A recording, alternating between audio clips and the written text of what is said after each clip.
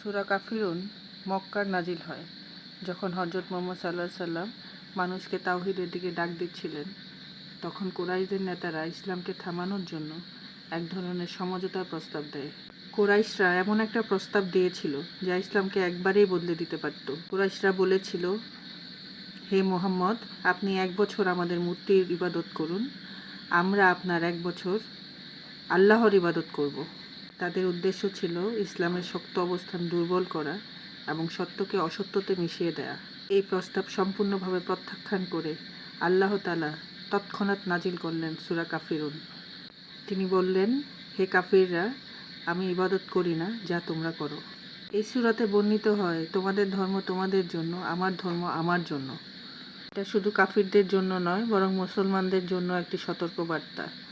নিজ বিশ্বাসে দৃঢ় থাকো, কোনো চাপের কাছে নতি স্বীকার করো না, কারণ ইসলাম কখনো আপোষ শেখায় না।